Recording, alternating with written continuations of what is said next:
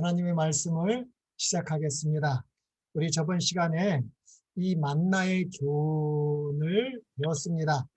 특히 우리 예수님께서 요한복음 6장에 이 만나가 무엇인지, 내 살과 피를 마시지 아니하면 생명이 없다고 그랬습니다.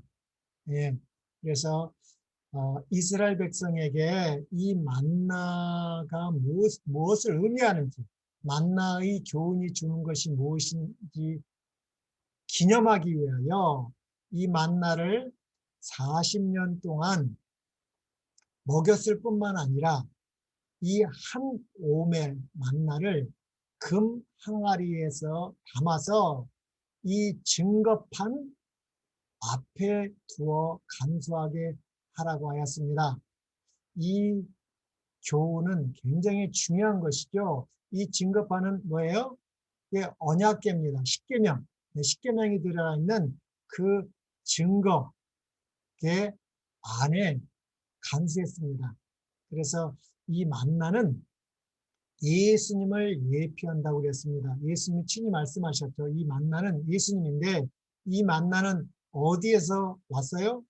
하늘에서 내려왔습니다. 그런 것처럼 만나 되시는 예수님도 하늘에서 내려오셨죠. 하늘에서는 예수님이 뭐였어요? 말씀 하나님이셨습니다. 이 말씀 하나님이 육신, 사람이 되어 오신 것은 이 말씀은 생명이지 않습니까? 이스라엘 백성이 만나를 먹지 아니하면 죽었습니다. 그래서 이 만나를 먹음으로 생명을 얻은 것처럼 지금 우리도 하늘에서 내려온 생명의 떡이신 예수님을 먹으라는 것입니다. 예, 그 의미는 예수님이 하늘에서 여호와 하나님, 말씀 하나님이 우리 죄를 위하여 이 땅에 성육신하셔서 사람으로 오셨습니다. 그리고 하나님의 율법을 33년 반 동안 증거했습니다. 하나님을 사랑하고 이웃을 사랑하는 그 하나님의 아들로서의 삶을 사시고 십자가에서 피 흘려 죽으셨습니다. 예, 피 흘려 죽으시고 부활하는 일을 통해서 우리를 뭐 되게 하는 거예요? 예, 이 만나를 먹어야지 생명을 얻는 것처럼 우리가 이 복음을 믿음으로 사망에서 생명으로 옮기면 우리가 뭐가 된다는 거예요? 이 증거판 안에는 뭐가 들었어요? 하나님의 율법, 십계명이 들어가 있습니다. 그것은 하나님의 신성을 상징한다고 그랬고 우리가 이 만나를 먹음으로 신의 성품에 참여하는 것을 이스라엘 백성들에게 가르쳐 주셨습니다. 이 만나의 교훈은 정말 중요한 것입니다. 이것을 이 그림으로 성서로 보여준 것이 이 언약궤라고 했습니다. 그래서 이 지성소는 예수 그리스도 안에서 새로운 피조물이 된 우리의 심령을 말한다고 말씀하셨죠. 이 심령, 예. 그래서 우리가 만나 이 안에는 이 언약궤 안에는 만나 항아리를 상징하는데 그것은 예수님의 성육심은 십자가를 상징하는 것이고 아론의 쌍난 지팡이는 예수님의 부활을 통해서 영원한 대제사장이 되셔서 우리의 죄를 하늘로 가져가셔서 용서할 뿐만 아니라 도말하시는 일까지 한다는 거였습니다. 그래서 우리가 이 두 돌비, 모세에게 준 돌비는 하나님이 친히 돌비에 쓰여졌습니다. 그러나 우리가 이 만나, 영적 만나를 먹을 때는 우리 심령에 성령을 통해서 친히 기록하는 새 언약을 상징한다고 그랬습니다. 그래서 이 모든 말을 한마디로 우리 사도 바울은 갈라디아 2장 20절에 내가 그리스도와 함께 십자가에 못 박혔나니 그런즉 이제는 내가 사는 것이 아니요 오직 내 안에 그리스도께서 사신 것이라 그랬습니다. 그리스도가 사신다는 것은 뭐가 회복된다는 거예요? 하나님의 말씀, 율법이 회복되는 신의 성품에 참여하는 자가 된다는 것이죠. 그런데 십자가에 못 박는 것이 내가 못 박는 것이 아니라 예수님과 함께 십자가에 못 박힌다는 것은 예수님이 십자가에 죽으신 그 죽음을 우리가 믿는다는 것이죠. 예, 그래서 우리는 예수님이 십자가에서 죽으신 죽음은 영원한 둘째 삶을 우리는 죽어야 되는데 그 죽음을 예수님이 대신 죽으시고 부활하셔서 우리에게 그것을 믿는 자들은 우리가 그 안에 예수님 안에 산다는 것이죠. 예. 그래서 그것은 어떻게 되냐? 이제 내가 육체 가운데 사는 것은 나를 사랑하사 나를 위하여 자기 자신을 버리신 하나님의 아들을 믿는 믿음 안에서 산다는 것을 보여준 것이 성서로 보여졌습니다. 그래서 이 만나의 교훈은 참 중요하고 우리가 믿어야 되고 우리가 변화되어야 되는 것입니다. 오늘은 만나 교훈은 출애굽기 16장이었죠. 근데 이 반석에서 물이 나오는 사건은 출애굽기 17장입니다. 하나님께서 애굽에서 그 열재앙 심판을 통해서 오직 여호와만이 참 하나님을 알게 하셨고 홍해를 가른 일을 통해서 정말 놀라운 이적을 보여주셨고 그런데도 홍해에서 3일길을 인도하셨는데 거기에 마라에 쓴 물이 나오니까 백성들이 모세를 원망했습니다.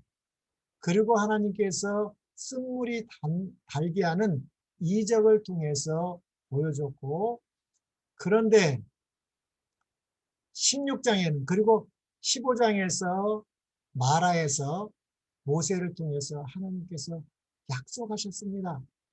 예, 귀중한 언약을 하셨습니다. 여호와의 말에 청종하고 나보기에 의를 행하며 나의 계명과 규례를 지키면 애굽에 내린 어떤 질병도 내리지 아니하시고 치료하시는 여호와라는 약속을 주셨는데도 믿지 않죠. 예.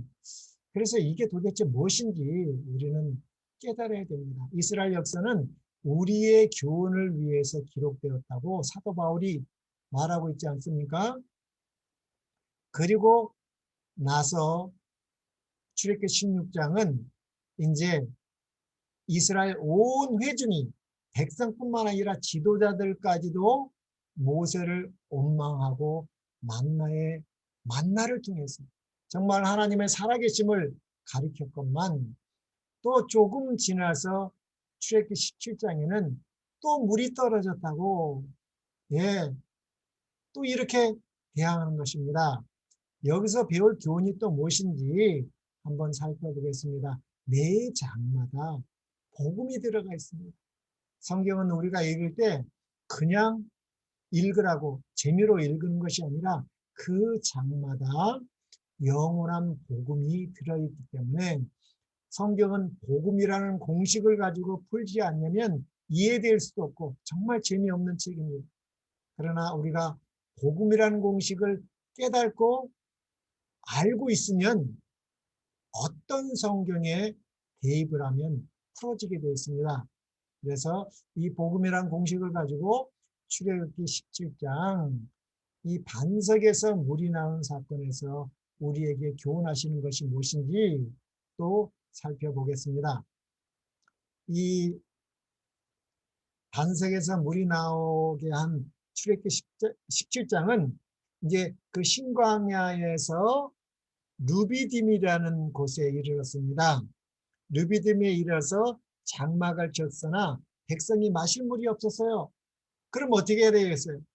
또 모세를 이렇게 찾아가서 원망하고 뭐 주먹을 쥐고 그림 보니까 예, 어떻게 해야 될까? 이렇게 나와 있습니다. 출애굽기 17장 1절로 2절 이스라엘 자손의 온 회중이 이때도 또 온 회중입니다. 그러면 여기에도 지도자가 들어갔다는 말이에요. 여호와의 명령대로 신광야에 떠나 그 노종대로 행하여 르비딤의 장막을 쳤으나 백성이 마실 물이 없는지라 백성이 모세와 다투어 이르되 우리에게 물을 주어 마시게 하라. 모세가 그들에게 이르되 너희가 어찌하여 나와 다투냐? 너희가 어찌하여 여호와를 시험하느냐? 이 모세를 시험하는 것이 아니라 여호와를 시험하는 것입니다. 이것은 지금도 불기둥과 구름기둥을 통해서 하나님께서 이스라엘 백성을 인도하는데 지금도 이스라엘 백성들은 400년 동안 종노릇 애굽의 종노릇 됐기 때문에 보이는 하나님만 믿어지는 것입니다. 보이지 않는 하나님은 믿어지지가 않나 봐요. 그래서 또 모세를 원망하는데 모세는 모세를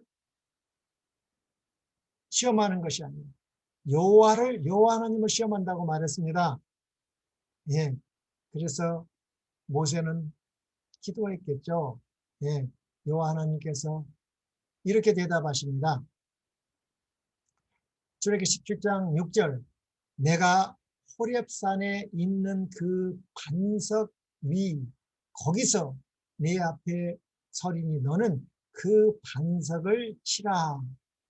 그것에서 물이 나오리니 백성이 마시리라. 모세가 이스라엘 장로의 목전에서 그대로 행하니라.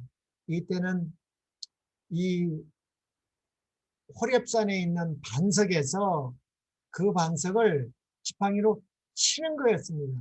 이 치는 것을 뭐를 상징하는가? 그리고 이 또 한 번 모세가 민수기에 가보면 또 칩니다. 그랬는데 그 사건 때문에 모세가 너무 큰 죄를 져가지고 가나안 땅을 못 들어갑니다. 그러면 여기에는 무슨 복음적 의미가 있기 때문에 어떨 때는 쳤을 때는 하나님께 순종하신 것이고 또 어떨 때는 치니까 너무 큰 죄를 져서 예, 가나안 땅에 못 들어가는 그런 일이 있었습니다. 모세는 정말 복음을 믿고 변화돼서 정말 온유하고 겸손한 사람이었지만 민수기 가면 그 반석을 치는데 그것이 처음 큰 범죄를 저질렀다고 이렇게 영감의 글에는 나와 있더라고요. 그러면 여기 이 반석을 친 사건이 한 번은 이 신광야에 있는 이 루비딤에 있는 반석이었습니다. 예. 그래서 여기 반석이라는 말이 히브리어에는 추루입니다. 그러나 우리말 성경에는 반석으로 다 버전된 게 원어가 조금씩 달라요. 반석은 반석인데 추루 반석입니다. 이 추루 반석은 땅에 있는 반석을 상징합니다. 땅에 있는 반석을 상징하는데 이것은 세상에 오신 예수님과 그가 십자가에 달리실 것을 상징하는 것을 믿음의 행위가 모세가 지팡이로 반석을 치는 것입니다. 예수님이 십자가에 죽으심으로 뭐가 되는 거예요? 예, 물이 나오는 것입니다. 예수님의 십자가를 상징하는 것이 반석을 치는 것입니다. 예수님의 죽으심을 상징하는 것이고요. 또 부제선지자 298쪽에는 이렇게 나와 있습니다. 반석을 이때는 치라고 그랬지 않습니까? 목이 말랐을 때 백성들은 여호와께서 우리 중에 계신가 아닌가? 여호와 계신가 안 계신가? 만일 하나님께서 우리를 여기로 인도하셨다면 왜 그분은 우리에게 떡과 같이 물도 주지 않으시는가? 라고 말하면서 하나님을 시험하였다. 예. 이처럼 이 불신, 하나님이 계신가 안 계신가, 이거는 너무너무 큰 이 불신을 나타내는 일은 죄가 되었으므로 모세는 하나님의 형벌이 그들에게 임하지나 않을까 두려워했다. 이것처럼 큰 죄가 없는 것입니다. 이 불신처럼. 모세는 그들의 범죄의 기념물로서 그 장소의 이름을 마사와 무리바라고 불렀습니다. 이 르비딤에서 반석을 쳐서 물이 나오게 한 그 장소, 그들이 범죄의 기념물로 시험과 다툼이라는 이름을 가진 곧 마사와 무리바라고 기념물로 준 것입니다. 이거를 절대 니네가 불신으로 말미암아 이렇게 반석을 친 것은 예수님의 십자가의 복음을 오직 믿음으로만 깨달을 수 있다는 것을 가르쳐 주신 것입니다. 예수님께서 이렇게 말씀하셨어요. 요한복음 16장 9절에 죄에 대하여라 함은 그들이 나를 믿지 아니하니.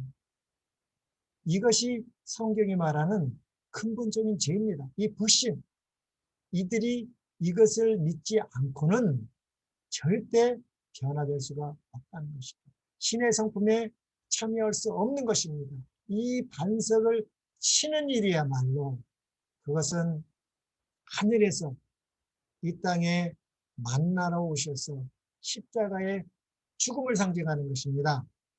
그 일로 말미암아 우리 죄, 우리의 범죄, 우리의 형벌이 용서된다는 것을, 예, 그들이 이 여호와 하나님을 시험한 것입니다.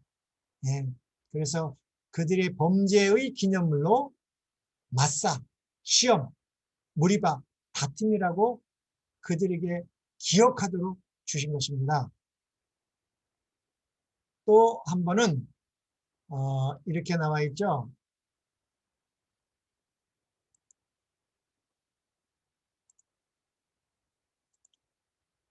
민수기 20장 1절로 3절에 보면 여기는 항마련 신광야라는데 여기는 실은 이 원문에는 진광야입니다. 여기는 루비딤이 아니라 가데스 바네아입니다. 여기서 또 물이 떨어졌어요. 이때는 거의 이제 한참 지났을 때이죠. 민수기 20장은 이렇게 나와 있습니다. 첫째 달에 이스라엘 자손 곧 온 회중이 신광야. 근데 이 신광야는 출애굽기 17장의 신광야가 아닙니다. 이 진광야라고 해야지 더 잘된 번역입니다. 신광야에 이르러 백성이 가데스에 머물더니 그 진광야 가데스를 말하는 것입니다. 회중이 물이 없으므로 모세와 아론에게 모여드니라. 백성이 모세와 다투어 말하여 이르되 우리 형제들이 여호와 앞에서 죽을 때에 우리도 죽었더라면 좋을 뻔하였는데, 이렇게 배은망덕한 하나님의 놀라운 내일의 만나의 경험과 내일의 필요와, 그들은 옷이 어디 있겠습니까? 40년 동안. 그들에게 신도 옷도 떨어지진 않았다는 말은 한 벌로 40년을 살았다는 게 아니라 내일의 필요를 공급했다는 것입니다. 만나만 공급하신 것이 아니라 물도 공급했고요, 옷도 공급했고요, 신도 공급했다는 말입니다. 그런데도 잠시 목마르면 이렇게 투정하는 것입니다. 왜 이럴까요? 그래서 여기 또 7절로 11절에 보면 여호와 하나님께서 모세에게 이렇게 말하십니다. 여호와께서 모세에게 말씀하여 이르시되 지팡이를 가지고 너희는 반석에게 명령하여 물을 내라고 했습니다. 이상하죠? 처음에는 치라고 그랬는데 두 번째는 명령만 하라는 게, 말로 하라는 것입니다. 치면 안 돼요. 근데 모세가 너무너무 화가 났나 봅니다. 우리가 너희를 위하여 이 반석에서 물을 내려 하고 모세가 그의 손을 들어 그의 지팡이로 반석을 2번 치니 물이 많이 쏟아나므로 회중과 그들의 짐승이 마시니라. 이게 뭐 대단한 큰 죄가 아닌 것 같은데 가장 큰 죄. 모세가 정말 거듭나서 물과성령으로 거듭나서 가장 큰 죄 하나를 진 것이 이거라고 합니다. 이게 얼마나 큰 죄에서 가나안 땅을 못 들어갔습니다. 근데 누가 물을 주는 건데요? 여호와께서 주는 것인데 우리가 아론과 모세가 물을 준다고 했습니다. 그리고 절대 치지 말라고 그랬어요. 그러면 여기서 말하는 반석은 원어가 셀라입니다. 우리 시편을 읽어보면 이렇게 노래자락에 맞춰서 셀라 셀라 하는 말 있지 않습니까? 그 말하고 같은 말 같아요. 이 셀라. 그래서 여기 히브리 말 셀라 반석은 높은 곳에 솟아있는 반석, 제가 잘못 썼네요. 반석을 의미합니다. 그거는 뭘 상징하는 거예요? 이것은 예수님의 부활 승천하신 예수님을 상징하기 때문에 다시 죽을 수가 없는 것입니다. 예수님은 2번 죽을 수 없는 것입니다. 예수님은 단번에 단 한 번만 죽고 부활 승천해야 됩니다. 예수님 다시 하늘에서 내려와서 죽으면 안 된다는 것입니다. 이것은 예수님의 부활과 대제사장 직무를 모세는 실수한 것이죠. 그래서 큰 죄를 진 것입니다. 우리는 십자가의 복음뿐만 아니라 예수님의 부활하시고 승천하신 예수님을 올바로 믿어야 됩니다.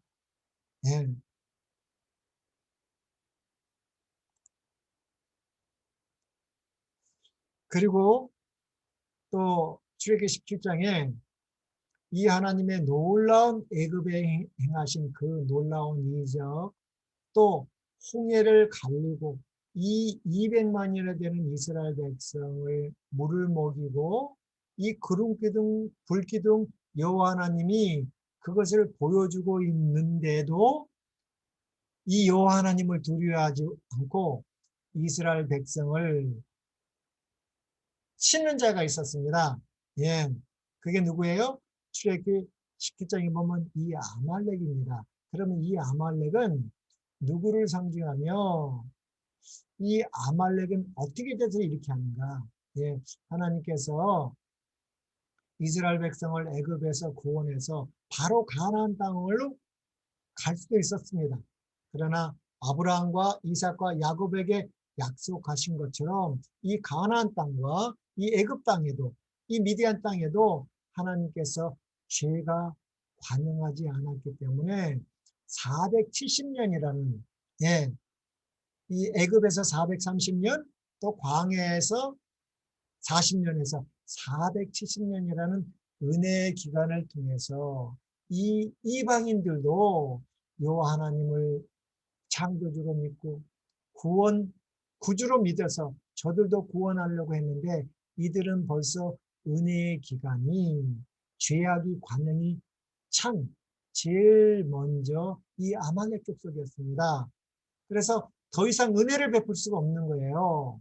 그래서 이들은 다른 이스라엘 백성뿐만 아니라 이웃 백성에게도 전염시켜서 구원 받지 못하게 하기 때문에 이들은 완전한 은혜가 없는 죽은 자이기 때문에 이들은 진멸하라는 것입니다.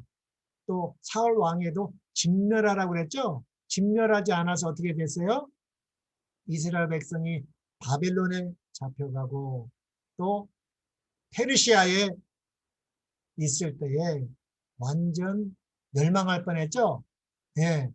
이 아말렉은 이 완전히 사단에게 정복된 뱀의 후손들을 상징하는 것입니다. 출애굽기 17장 9절로 12절에 보면 모세가 여호수아에게 이르되 우리를 위하여 사람들을 택하여 나아가서 아말렉과 싸우라. 내일 내가 하나님의 지팡이를 손에 잡고 산 꼭대기에 서리라.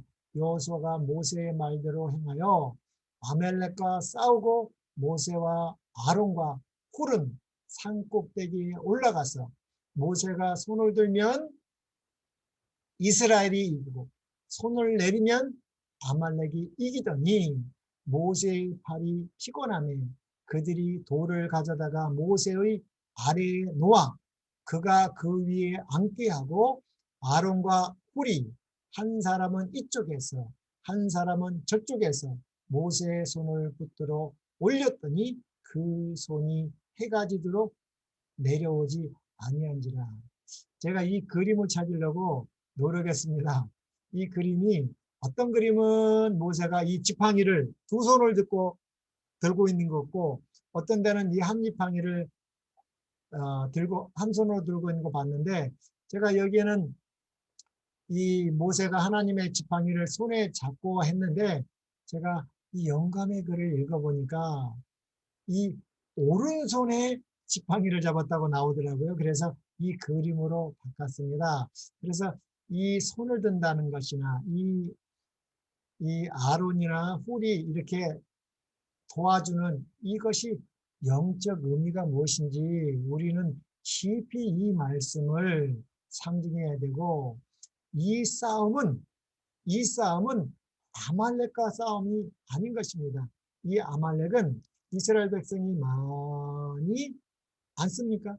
그래서 그 뒤에 쳐진 연약한 사람들을 공격했습니다. 우리 영감의 글을 읽어보니까 얼마나 비겁합니까? 예. 그래서 우리 사도 바울은 에베소 6장에 보면 이 싸움을 이렇게 말하고 있습니다. 에베소 6장 10절로 이 18절에 보면 이렇게 말하고 있습니다. 마귀의 괴계를 능히 대적하기 위하여 하나님의 전신갑주를 입으라 그랬습니다. 이 하나님의 전신갑주, 하나님의 전신갑주를 입고 싸우는 사람이 여호수아를 대표하는 것 같습니다. 그러면서 12절에 우리의 싸움은 혈과 육을 상대하는 것이 아니요 통치자들과 권세들과 이 어둠의 세상 주관자들과 하늘에 있는 악의 영들을 상대함이라고 말하고 있습니다. 여기에는 그냥 아멜렉과 이스라엘 백성과 싸우는 것 같지만 아니라는 것이죠. 이들은 어둠의 주관자들과 하늘에 있는 악의 영들과 싸우는 것입니다. 그러므로 이 모세가 지팡이를 들고 손을 들고 아론과 훌이 이렇게 기도하는 것을 도와주고 이 여호수아가 싸우는 것은 하나님의 전신갑주를 입는 것입니다. 이는 악한 날에 너희가 능히 대적하고 모든 일을 행하는 위에 서기 위함이라. 그런즉 서서 진리로 너희 허리띠를 띠고 의의 호신경을 붙이고 평화만의 복음이 준비한 것으로 신을 신고 모든 것 위에 믿음의 방패를 가지고 이로써 능히 악한 자의 모든 불화살을 소멸하고 구원의 투구와 성령의 검 곧 하나님의 말씀을 가지라. 그러면서 18절은 이렇게 말하고 있습니다. 모든 기도와 간구를 하되 항상 성령 안에서 기도하고 이를 위하여 깨어 구하기를 항상 힘쓰라. 여러 성도를 위하여 구하라. 이 에베소 6장 10절로 이 18절 말씀을 사도 바울은 이 출애굽기의 상황을 그렇게 말한 것 같습니다. 우리 출애굽기 17장 16절로 14절에서 16절은 이렇게 말하고 있습니다.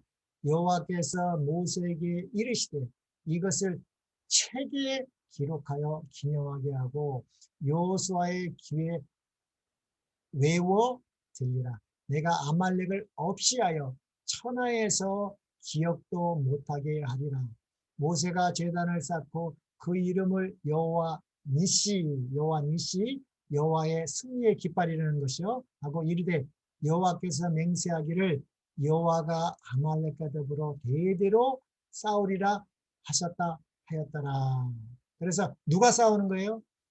이 여호와와 아말렉과의 싸움인데 이 아말렉은 누굴 상징하는 거예요? 네, 사단을 상징하는 것입니다. 근데 이것이 71역에는 이렇게 번역되어 있습니다. 여호와의 보좌를 치려고 손이 들렸더라. 어디를 치려고요? 여호와의 보좌를 치려고 손을 든 세력이 누구예요? 사탄 마귀죠. 예, 이 사탄 마귀와의 전쟁을 나타내는 것 같습니다. 영감의 글에는 이렇게 기록되어 있습니다. 아말렉 사람들이 하나님의 성품과 그분의 주권에 대하여 모르는 바가 아니었다. 벌써 다 들었습니다. 그런데도 그들은 그분 앞에서 두려워하는 대신에 그분의 능력에 도전하였다. 모세가 애굽 사람들 앞에서 행한 이적들은 아말렉 사람들에게 조롱거리가 되었고 부근에 있는 민족들이 공포에 사로잡히는 것을 조소하였다. 그들은 히브리 사람들을 멸망시켜서 한 명도 도망하지 못하게 하겠다고 그들의 신들의 이름으로, 그들의 신들의 이름 누구예요? 예, 사단입니다. 예, 애굽에 열 재앙 심판을 내린 것은 모든 신들에게 내린 것처럼 바로도 여호와 하나님을 대적한 것처럼 이 아말렉도 같은 거랍니다. 신들의 이름으로 맹세하고 이스라엘의 하나님은 그들을 대항할 능력이 없을 것이라고 자만하였다. 그러나 아말렉 사람들이 지치고 무방비 상태에 있는 이스라엘 사람들을 습격하였을 때 그들은 그들의 민족의 운명을 결정지었다. 이때 완전히 죄악이 관영했습니다. 은혜의 기간이 떠난 것입니다. 그래서 하나님께서는 왜 아말렉 사람이라고 구원하고 싶지 않겠습니까? 그러나 완전히 죄악이 관영했을 때는 은혜의 기간이 없을 때는 이들은 죽은 자이기 때문에 죽은 자들은 어떻게 해야 돼요? 같이 살 수 없지 않습니까? 장사 지내야 주는 것입니다. 그래서 아말렉은 모든 것을 진멸하라는 이 할렘의 법칙입니다. 우리 저번에 이 여호수아도 우리 여호수아기에 보면 우리 여리고 성을 점령하거든 이 모든 것을 진멸하라고 그랬습니다. 그것이 이 하나님께 바치다 모든 것을 바치라는 것을 히브리어로 헬렘인데 이 헬렘의 법대로 할 때는 하나님께서 이유가 있는 것입니다. 그래서 구약을 읽을 때 여호와 하나님은 무서운 하나님, 진멸한 하나님인데 아닙니다.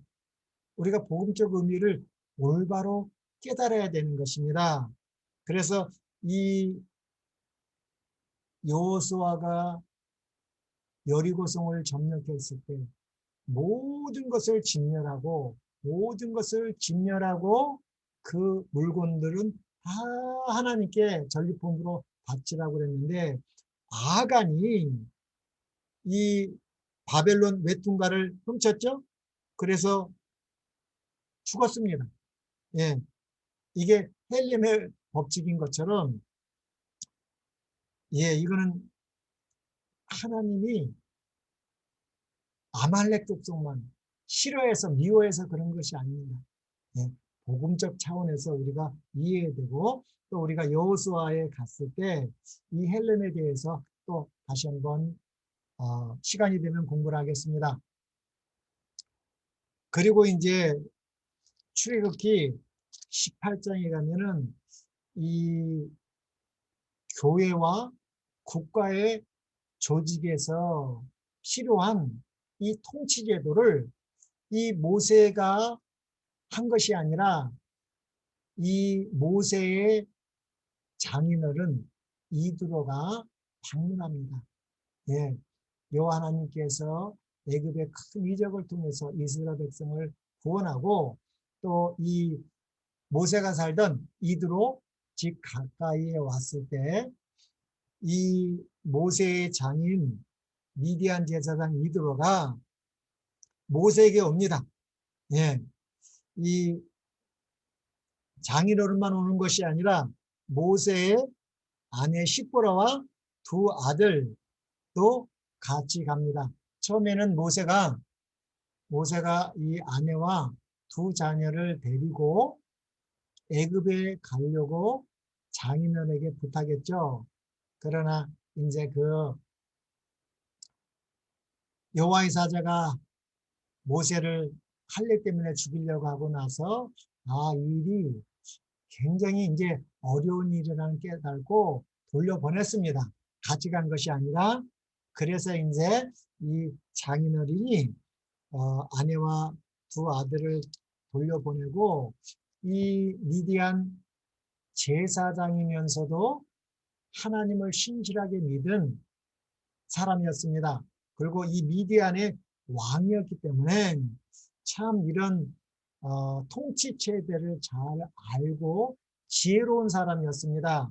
그래서 모세도 이 장인어른의 말씀을 순종했던 것 같습니다. 그래서 이드로가 제안을 하죠.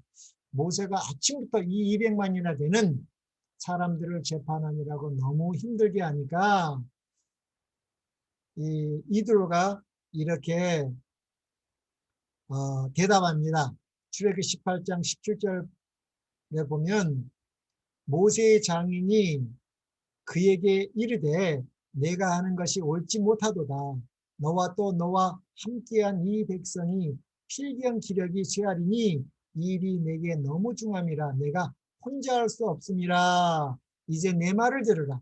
내가 내게 방침을 가르치리니 하나님이 너와 함께 계실지라도 너는 하나님 앞에서 그 백성을 위하여 그 사건들을 하나님께 가져오며 그들에게 율례와 법도를 가르쳐서 마땅히 갈 길과 할 일을 그들에게 보이라. 참 중요한 말을 했습니다. 그러면서 21절에 너는 또 온 백성 가운데서 능력 있는 사람들 곧 하나님을 두려워하며 진실하며 불의한 이익을 미워하는 자들을 살펴서 백성 위에 세워 천부장과 백부장과 50부장과 10부장을 삼아 그들이 때를 따라 백성을 재판하게 하고 큰 일은 모두 내게 가져갈 것이요 작은 일은 모두 그들이 스스로 재판할 것이니 그리하면 그들이 너와 함께 담당할 것인즉 이 일이 내게 쉬우리라 했고 모세는 믿고 순종했습니다. 그래서 우리 재림교회도 이 원칙을 따라서 교회가 재직되고 운영되는 것 같습니다. 그리고 이제 이 성경에서 굉장히 중요한 출애굽기 19장에서 24장까지의 내용이 나옵니다. 그러나 우리가 이것을 신의 산 언약이라고 하는데 이 신의 산 언약, 옛 언약이 굉장히 어렵습니다. 그런데 이것은 너무너무 중요하기 때문에 우리가 새해마다 옛 언약, 새 언약을 공부하는데 몇십 년을 공부해도 이것을 많은 분들이 깨닫지 못하고 있습니다. 이것을 깨달아야 합니다. 신의 산 언약 안에는 이 십계명이 있는데 우리 요한계시 14장 가면 영원한 복음 세 천사의 기별이 있습니다. 그 세 천사의 기별의 핵심장이 14장 12절인데 성도의 인내가 여기 있나니 하나님의 계명과 예수 믿음을 지키는 자들이 남은 자손입니다. 네. 그래서 이 옛 언약의 이 십계명과의 언약이 어떻게 되는지에 따라서 우리는 새 언약을 받을 수가 있는 것입니다. 그래서 이 신의 산 언약은 너무너무 중요하고 사도 바울이 히브리서나 여러 군데서 갈라디아서나 로마서에서 인용했습니다. 네. 이 신의 산 언약은 우리가 깊이 있고 알아야 돼야지 이 새 언약의 성취를 위해서 예수님은 지금 하늘 지성소에서 조사 심판 성소 정결을 하고 있는 것입니다. 이 신해산 언약을 깨닫지 못하기 때문에 우리 교회 지도자들, 목사님들까지도 많은 유명한 사람들이 미국인 목사님뿐만 아니라 우리 한국인 목사님까지도 이 성소 정결 조사 심판을 부인하고 나갔습니다. 그들이 정직했습니다. 자기는 그렇게 보지 않는다는 것이죠. 숨어서 월급이나 축 내려면 그런 말 안 하고 조용히 이 돈을 타먹을 텐데 어떻게 보면 오히려 정직한 것 같습니다. 그러나 우리는 반드시 이 언약에 대해서 깨달아야 됩니다. 그래서 이스라엘 백성이 이 시내산 앞에 모였습니다. 이때가 이제 출애굽기 19장 1절에 보면 이렇게 나와 있습니다. 제가 여기는 기록하지 않았는데 이렇게 나와 있습니다.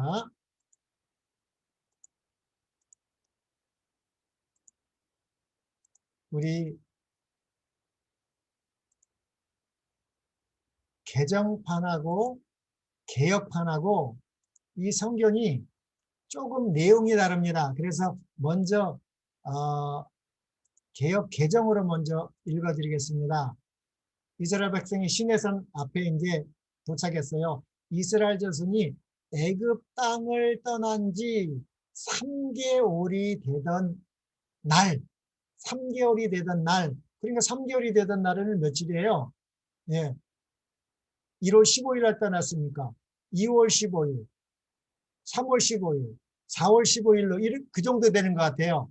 이 3개월이 되던 날 그들이 시내 광야에 이르니라 그랬습니다.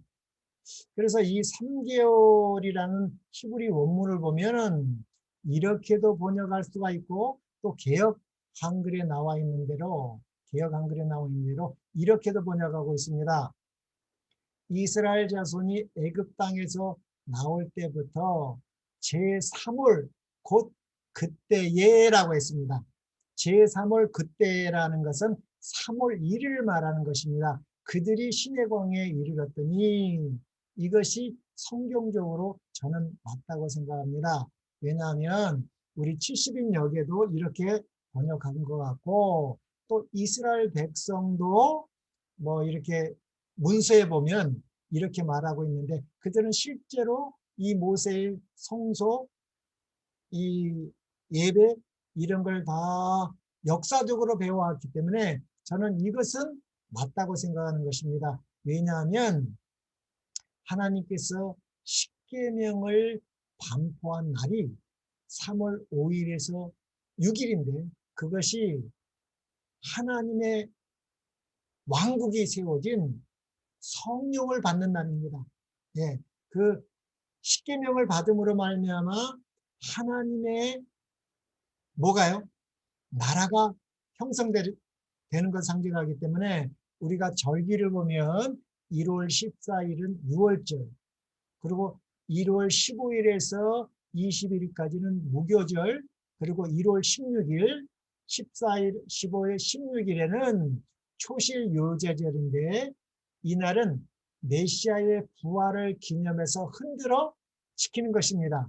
그 날로부터 50일째 되는 날, 그날이 이제 3월 5일에서 6일인데 그날이 오순절입니다. 우리 구약에는 오순절이란 말이 나오지 않죠. 그러나 신약에는 오순절 정확하게 예수님의 하늘 성소에서 예수님의 피를 뿌려서 하나님께서 인치시고 성령을 부어주신 날입니다. 그날이 3월 5일에서 6일이기 때문에 이 날을 3월 1일로 보는 것이 저는 성경적이라고 생각합니다. 그래서 이제 그리고 나서 이제 2, 3일 더 준비해서 하나님께서 친히 이 십계명을 발표하는데 이스라엘 문헌이나 이스라엘 백성도 이 십계명을 발표한 날이 오순절이라고 보고 있습니다. 예. 그래서 2절에 보면 그들이 르비딤을 떠나 시내 광야에 이르러 그 광야의 장막을 치되 산 앞에 장막을 치니라. 모세가 하나님 앞에 올라가니 여호와께서 산에서 그를 불러 가라사대 너는 이같이 야곱 족속에 이르고 이스라엘 자손에게 구하라 하면서 이제 하나님께서 이스라엘 백성에게 친히 언약을 맺는 내용이 이 내용입니다.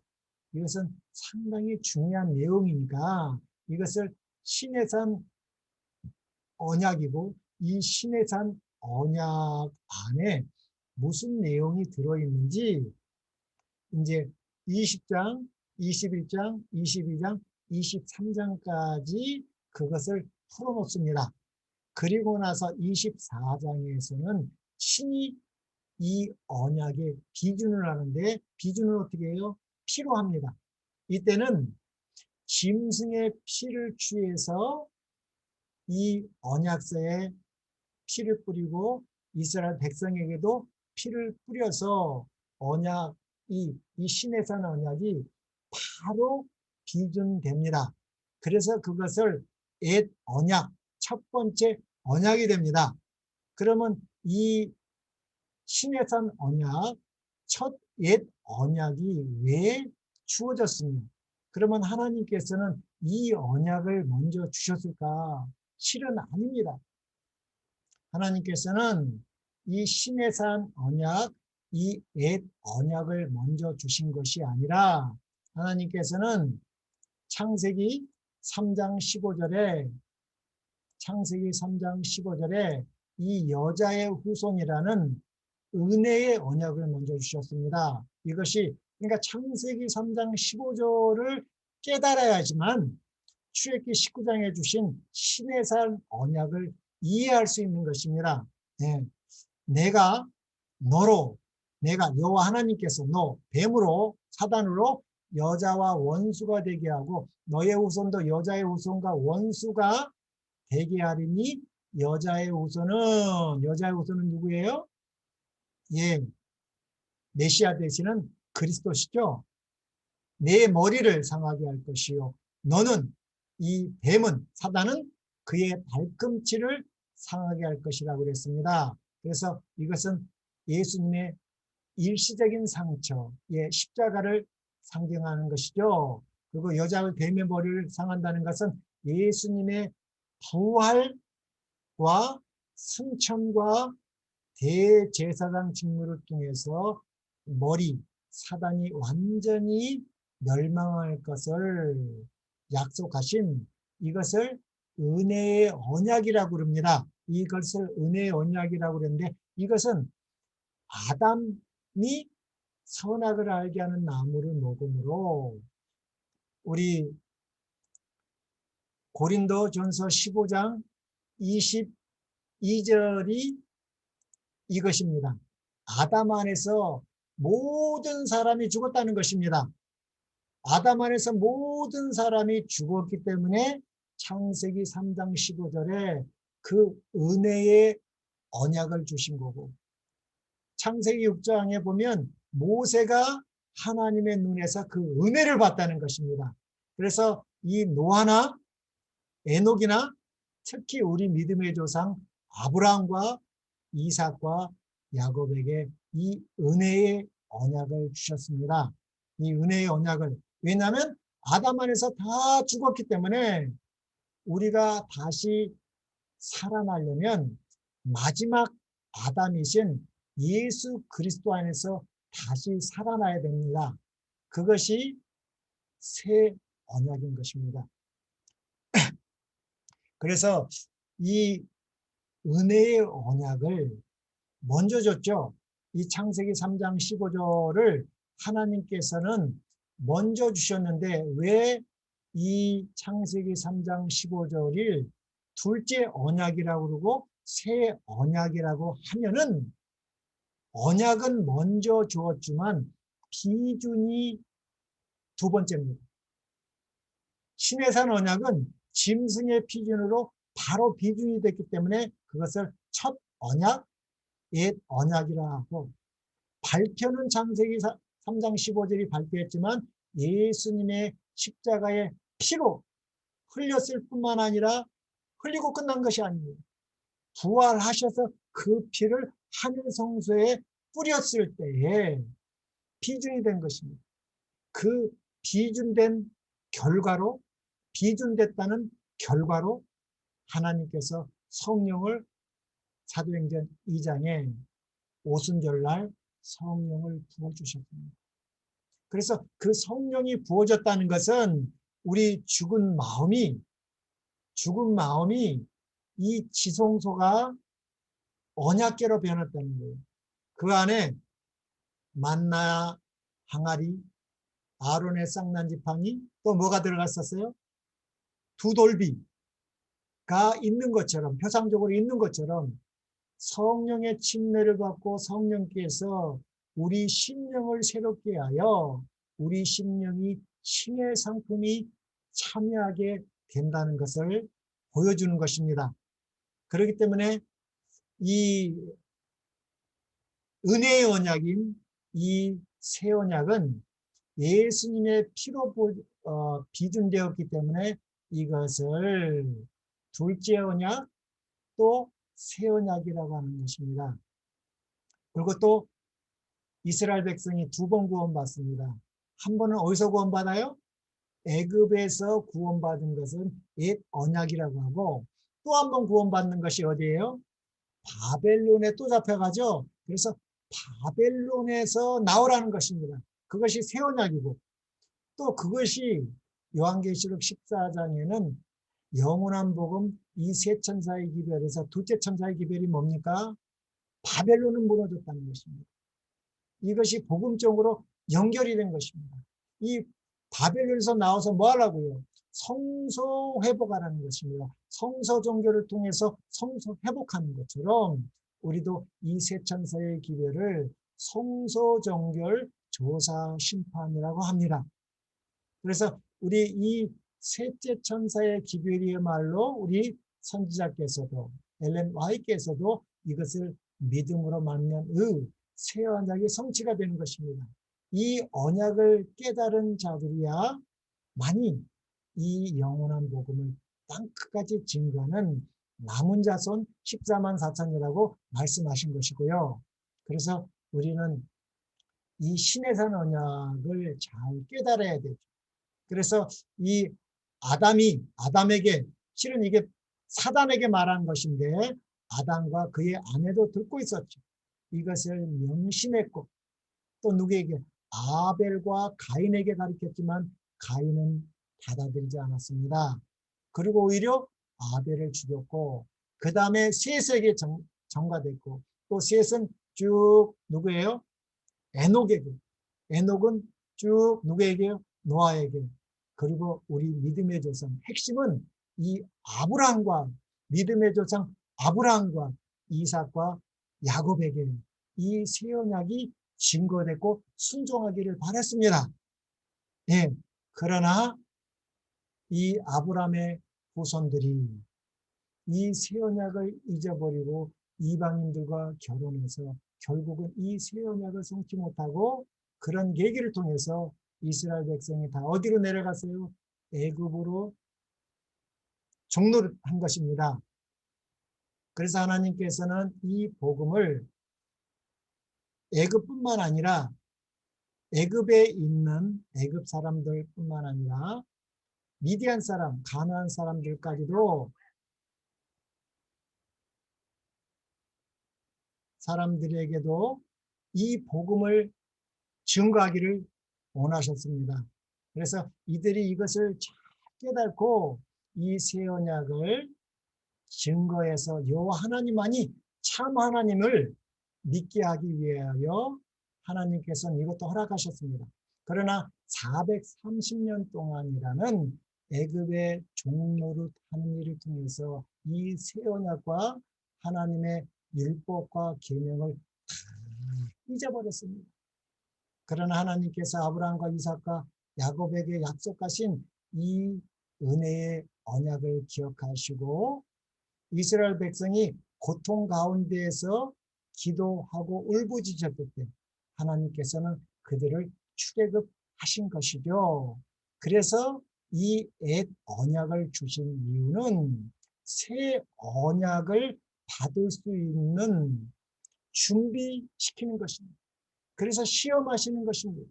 예, 이들은 절대 언약을, 이 옛 언약은 지킬 수가 없는 것입니다.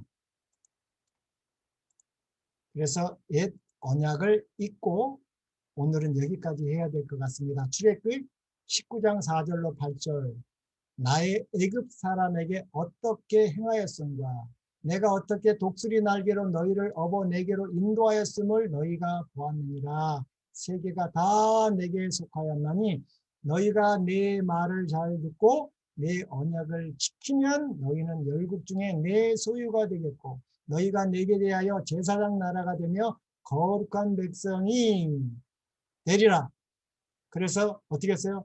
백성이 일제히 응답하여 가로되 여호와의 명하신 대로 우리가 다 행하겠나이다 해서 언약을 맺었습니다.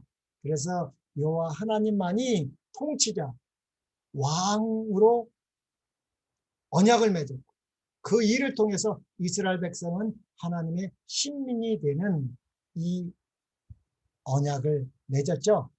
예, 오늘은 여기까지 하겠습니다.